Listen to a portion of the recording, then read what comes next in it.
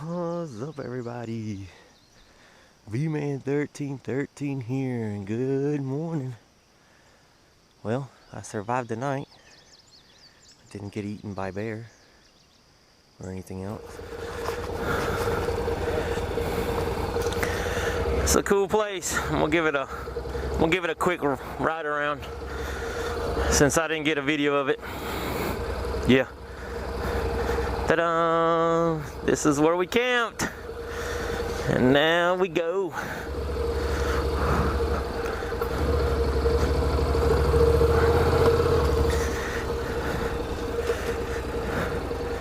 Yeah, both of us are feeling like we left something, or there's feel like my bags were packed too easy this time.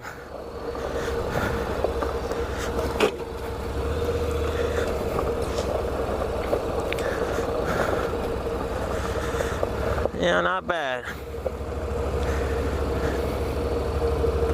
Not bad at all.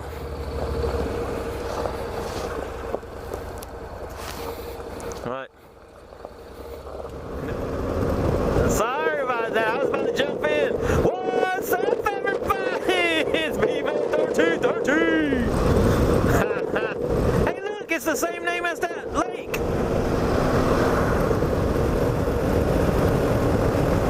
That's why I run mine. Every time I turn around, something cool happens and I'm pissed off. I'm like, man, I didn't have my GoPro on because that bird hit me in the face and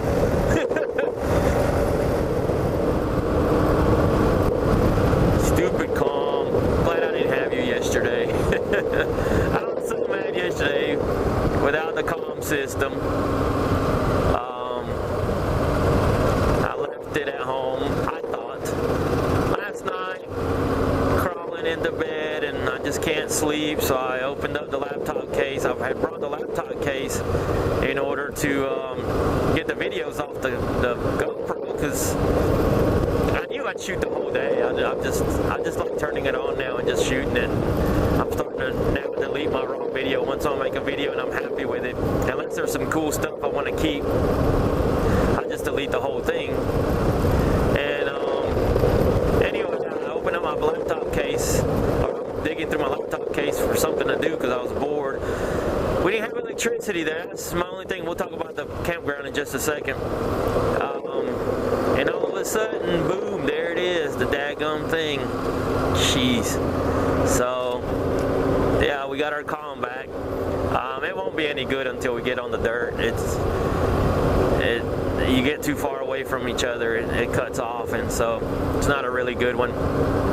He's planning to buy one, so I'm hoping it has a little better strength and we'll be able to separate a little bit more. And so, Hunt's Motorcycle Lodge, I believe is what it was called, Camping Lodge or whatever. Awesome, very nice. The lady was super nice. I believe the gentleman cutting the grass was the husband, and he was very nice. Note that it's country people. I love country people. I'll take country people any day. I love them, but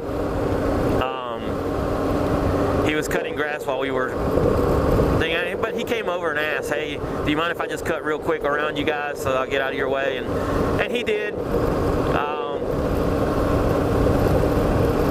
The place was really cool. It had the showers and bathroom were good. I liked the shower a lot. It had a wood floor. I liked it a lot. I took a shower after. I was thinking, you can ask Mr. TV PhD back there. I was smelling like a rotten tomato on a skunk. But you know, you're wearing all this gear, and we huffed and puffed the last few miles yesterday. So, yeah, I was ready for a shower bad. But the facilities were all great. I'm going to give it an A and not an A+. And only because the electricity was far, like you had to go down to the, let's see, we could have came that way, but that would have been mostly, I don't know, that would have been cool. I'm on a time frame today, but we'll get to that in a second. So the place was really cool. The electricity that was the place we saw or we stopped at. You can see now. I mean, it had a fire pit. It had the. It was cool. It was nice, and we really enjoyed it. Had there been an electrical outlet up there near us, there was some, and we found them. Actually, I found them this morning. They were down at the pavilion, but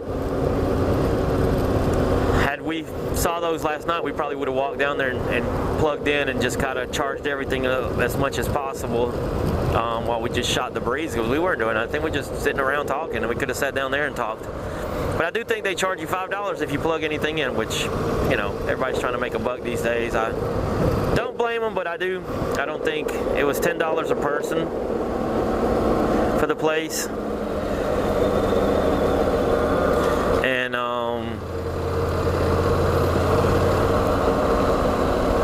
I think that's a little high. I'm not gonna lie.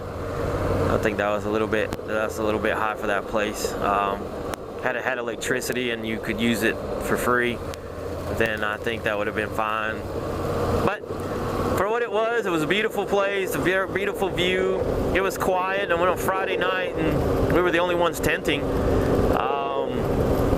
It was awesome. I mean, all right, so I'm on a time frame today. I usually am not, but today I got to get to a wedding I don't want to go to, but it's okay. So I got to be back to my house. I want to be back to my house by 2, and then that way that gives me about 3 hours of leeway, shower, drive time, and all that. It's about an hour from the house, so yeah, earlier the better. But I'm still going to come out here and enjoy this day, because I'm not going home without riding around here. So we'll take a couple roads. We're going to take this road, then we're probably going to hit pavement after we get out of this for a while, and then we're going to hit old Highway 2 back in Georgia and do a little bit of that, and then I can shoot home.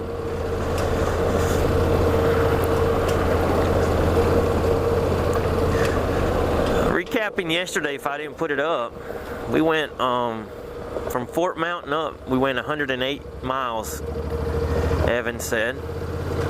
From the time he had gassed up his bike and was on the trailer, so we went 108 miles, and I calculated 67 miles of it was on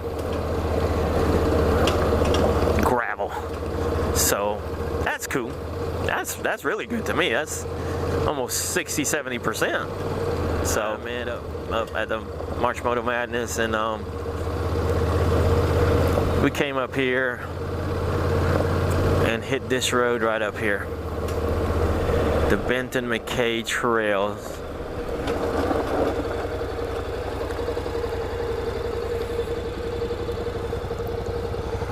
Test. There we go. Walk up there. That's. Oh my God, are you serious? This was what we did, man. Oh. This is probably one of the hardest parts, as far as, you know, I mean, you're starting out and getting in it. On rock. But that's how it is. That's the amount of room you have most of the time with that big of a drop off and that much of a mountain on the other side. And people walking and riding horses. Riding horses, yeah. We never saw anybody, but crazy, man. It's awesome, but it's not all. Is this one 80? Oh, this is 82. So the one I'd like to do is 81 if we catch the end of it. That one was flat and pretty and easier. Yeah. No, this. Oh, well, so the funniest part, and let's go. My buddy and I pull up right here. And we're like, this can't be it. I mean, shit, you can't. And we see the sign, and a guy comes up, two-upping on a DRC 650, says, yeah, that's the right one. And he was gone, and we never caught him. Oh, my God. We saw him again later, and he was on the other one doing it with his wife on the back. Oh, he weighed about 210, 220, and she weighed about 130, 120. And he was just...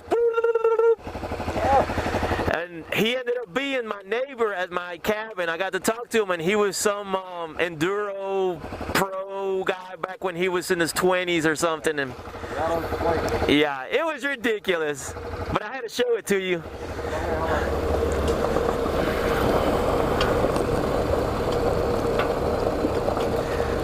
Yeah, such a beautiful view. We were laughing and all you see is power lines. Yeah. Except for...